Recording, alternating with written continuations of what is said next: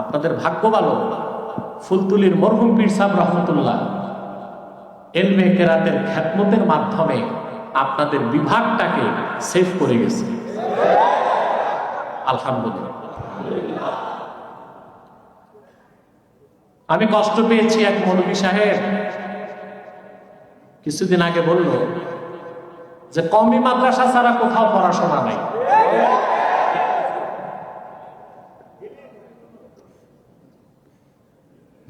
আমি তাদেরকে বলবো যে না, অবশ্যই কওমি মাদ্রাসা ইলমের মূল ধারাটাকে ধরে রেখেছে।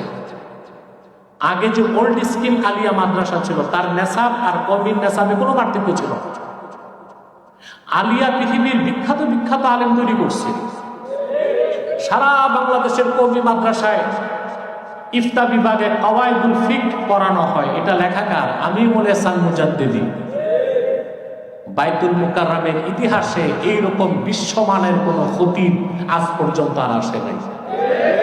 সৈয়দ আমিরুল ইহসান মুজাদ্দিদি রহমতুল্লাহ কলকাতা আলিয়ার ছাত্র, পরবর্তীতে কলকাতা আলিয়ার শিক্ষক, পরে ঢাকা আলিয়ার শিক্ষক, পরে বাইতুল মুকাররমের খতিব। কওয়াইদুল ফিকহ তার লেখা, এটা দেওবন্দ পড়ানো হয়।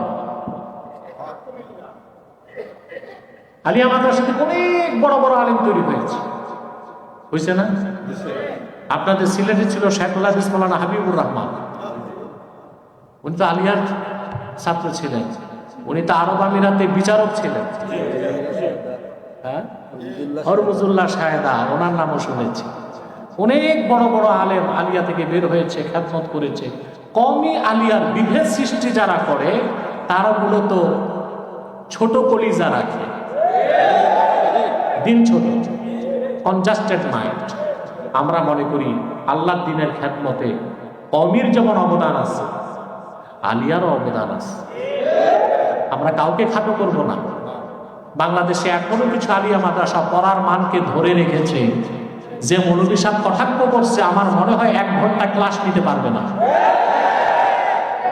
এগুলো বলবেন না, এগুলো করবেন না।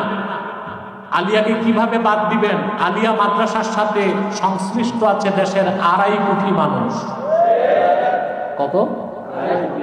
এসব বাদ দিয়ে আপনি কি করবেন? লাগবে ইলমে দ্বীনের ব্যাপক খেদমত দারসে নিজামি কমিতে হচ্ছে, এটা তো অনস্বীকার্য। কিন্তু আলিয়ার মাধ্যমেও ব্যাপক খেদমত হয়েছে। যারা জুলাই আন্দোলনের নেতৃত্ব দিয়েছে ছাত্র নেতাদের অধিকাংশই আলিয়া মাদ্রাসার ঘরে।